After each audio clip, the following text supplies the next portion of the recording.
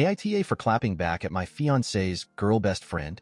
I, 24F, have been involved with my fiancé, 25M, for about 7 years. We met in college and hit it off right away. He has been my rock since then. I am really close to him, and there is nothing I keep from him. When we were in 2 years of college, I mustered up the courage to tell him what I haven't told to anyone else in my life. I was being sexually abused throughout my childhood by my father. This was really hard for me, and I felt like I was going to have a panic attack. I thought that he would feel disgusted and leave me, but he just hugged me and let me cry on his shoulder. I felt relieved and loved after so many years of feeling lonely.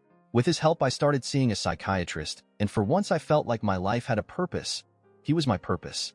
Last month he proposed and I said yes. That was the happiest day of my life. My life was perfect. Well, almost perfect.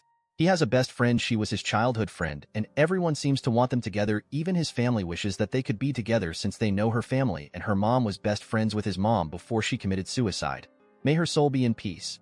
I never had a problem with her since I was secure with my relationship. I tried to make her my friend, but she seems to have a problem with me. I never wanted to make a scene, so I just started avoiding her existence, but she always finds a way to make backhanded comments about me and my body, making me look like I am some kind of prostitute, which really hurts me since I had been suffering with body issues. My fiancé always makes her stop, and he has cut contact before, but she begged him to forgive her, and she apologized to me, so he forgave her, giving her a second chance. She stopped for a while, but she would always give me a bad look. He isn't around. Well, Monday was his 25th birthday. It was going to be hosted in his family's house, and I was excited not only because we were going to announce our engagement, but to give him my birthday gift. It was a watch that he was seeing for a long time. I worked long hours to afford the watch, and under the watch inside the box there was a sonogram of our 2-month child with "Happy Birthday, Daddy" was written on it. This was my way of telling him I was pregnant.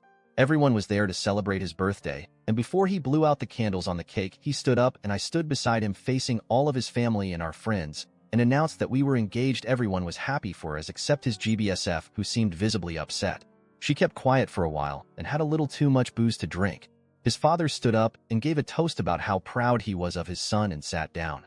Girl BSF stood up after him, clearly drunk. She started talking about how he was such a good friend and how everyone thought that they would marry, and then turned towards me and said that she was better and at least she wasn't SLT who seduced her biological father and slept with him for years.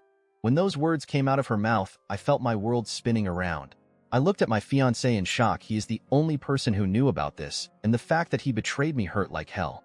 I felt like all of the pain and hurt was pouring into my soul. I stood up and held my glass and gave her a toast. I told her that she was right, and I at least have a body and soul that attracted men to me unlike her, and that I understood why her mom committed suicide, and that I would have done the same if I had a daughter like her. And I turned to my fiancé and wished him a happy 25th birthday, and then I quickly grabbed my gift and got out of there. He tried to follow me, but I quickly got in my car and left. He has been calling and banging on my door since then, but I still don't have the energy to meet him yet. Comment 1. Nope. NTA. She went low. You went low. She totally deserved it. And as for him, I don't know if I could forgive that violation of my trust, especially with someone he knew had it out for me. Not okay. I hope you can get into your therapist quickly before you spiral. And please consider whether you want to bring a baby into the middle of this mess. Comment 2. Why the fuck would your fiancé tell her that information? That's disgusting. Everyone here is such an asshole. Except OP. NTA. This for me, I would need to take some time. Revealing such a horrific and personal secret about me to someone he knows dislikes me, I would flee the relationship, personally. I'm so sorry you're going through this. Comment 3. I hope she does, because there's no reason for her to be tied to these morons, and I can guarantee her ex is never leaving Bestie, who would be oh too happy to play mummy and use the ex's visitation time with that baby to hurt Opie at every opportunity. If they don't outright just try to take the baby from her to create the ultimate gross little family with the ex, Bestie, and Opie's baby. That's after the ex and Bestie decide Opie is a hoe who needs a DNA test, and all the other things that will get thrown at her by his family for not sticking together now they have a baby. Not to mention that baby is going to have its father's dumbass genes. It's going to look like him and act like him, and even if she concealed the pregnancy and moved away, she's still going to have to tell the kid something. And what if the kid wants to meet their dad? Nah, fuck all these scenarios.